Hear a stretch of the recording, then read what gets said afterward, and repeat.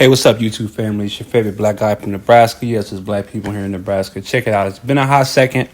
It hasn't been too long, but I haven't been dropping content like I do consistently.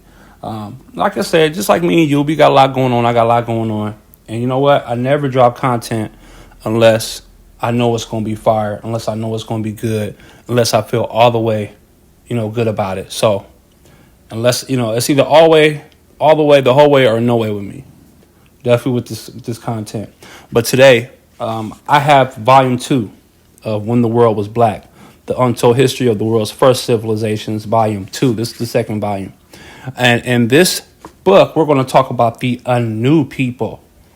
I don't know if you've ever heard of the Anu people, but they were called at one point in time the teachers of civilization. Now, the gentleman that you see on your screen, I'm going to read a quote from him. Okay, the white gentleman that you see on the screen, I'm going to read you a quote that has to do with the people that I'm going to read about in regards to new people. So let's go ahead and get started with the quote. They're a people now forgotten, discovered, while others were yet barbarians. The elements of the arts and sciences, a race of men now rejected from society for their sable skin and frizzled hair, founded on the study of laws, of nature, those of civil and religious systems which still govern the universe. The gentleman's name is Count C.F. Volney, and that quote I read to you was made by this gentleman in 1793. Now, everything that he said was in regards to the Anu people, and I wanted to start off this piece of content with that quote to kind of set the stage for what we're going to be learning about today. All right, let's go ahead and get started. Let's get started. Rawlinson called them Hamites. Sergi called them the Mediterranean race. Haddon called them Eurafrican. Wells called them the Iberian race. Huxley called them the Melanochroi.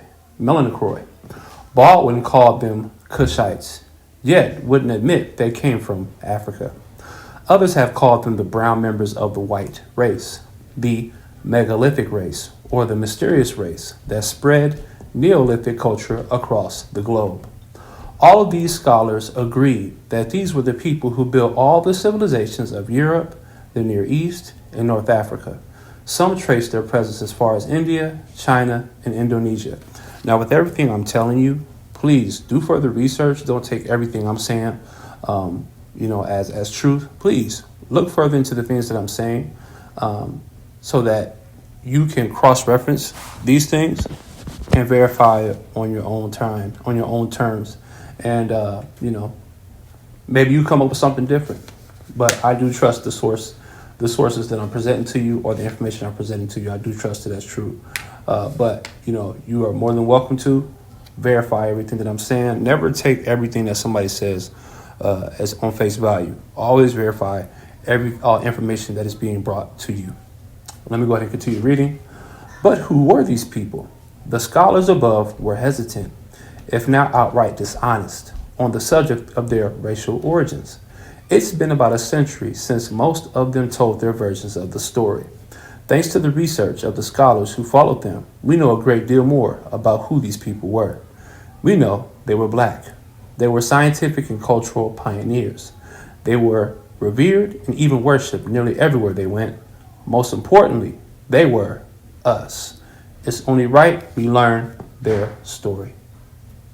In 1931, Elijah Muhammad said the original man was the Asiatic black man, the maker, the owner, the cream of the planet Earth, father of civilization, and God of the universe. I do not believe that the black man is God. So, like I said, I'm just reading information, reading this book, but not everything that I read you. I don't affirm everything. If there's something I don't agree with, I will let you know.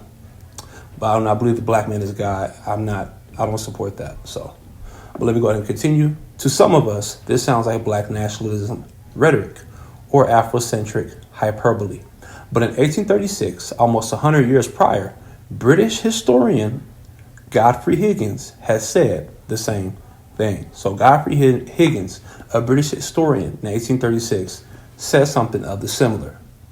We have found the black complexion. Now, this is what he said. We have found the black complexion or something relating to it whenever we have approached the origin of nations. In short, all the deities were black. They remained as they were first in very ancient times. Okay, so that's something else you can research as well. Did Godfrey Higgins really say that? That's something you can further research and look into. Black scholar William Henry Ferris also explored these themes in his massive 1911 work, The African Abroad. We've covered much of what it means to be the original man in part 1 of this volume, and what it means to be the maker of the planet Earth and God of the universe in The Science of Self, Volume 1. In this book, we're exploring what it means for the black man to be the father of civilization. Let's begin by talking about the Kushites. In Prehistoric Nations, historian John Dennison Baldwin writes. Okay, now I'm gonna read you what historian John Dennison Baldwin wrote. The Kushite race appeared first in the world of civilization. That this has not always been distinctly perceived is due chiefly to the fact that the first grand ages of that race are so distant from us in time, so far beyond the great nations of antiquity, commonly mentioned in our ancient histories, that their most indelible traces have long been too much obscured by the waste of time to be readily comprehended by superficial observation. In other words, to make it plain, the Kushites were the authors of civilization at a time so long ago that it's not always easy to see their influence. When Baldwin wrote Prehistoric Nations in 1869, historians were still attempting to fit all the world's civilizations into the past 6,000 years. 6,000. This was because James Ussher, a prominent Anglican archbishop, had developed a chronology that proved the biblical Adam was born in 4004 BC. As CBS Aleph Allah noted, scientists at the time struggled to fit all the accomplishments of the Nile Valley and other ancient civilizations into this window of time after 4000 BC. Some continue to abbreviate the origins of civilization in this way, even today. But as Baldwin continues, neither Ussher's chronology nor the little country known to the Greeks and Romans as Phoenicia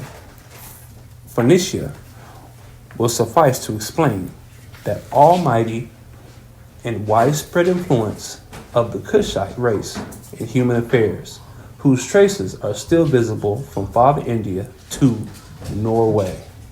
In other words, not only did the Kushites begin building the civilizations of the world long before their recognized timelines, they spread this science across the world far beyond where we'd expect them to be.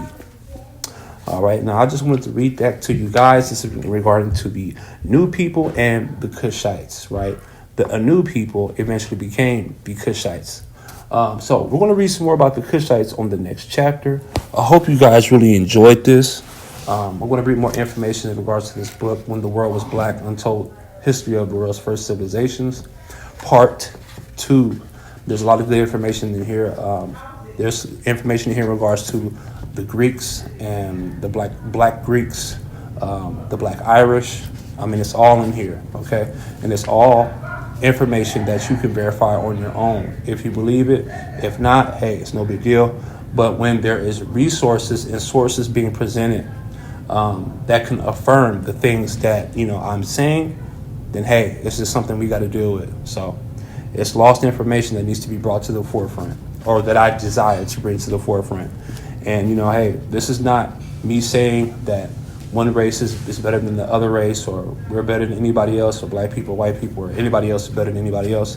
But it's just information that is not being brought to the surface, right? It's just a different narrative that, deserves to be told. So, hey, it's your favorite black guy from Nebraska. Yes, it's black people in Nebraska. I'm out. Peace.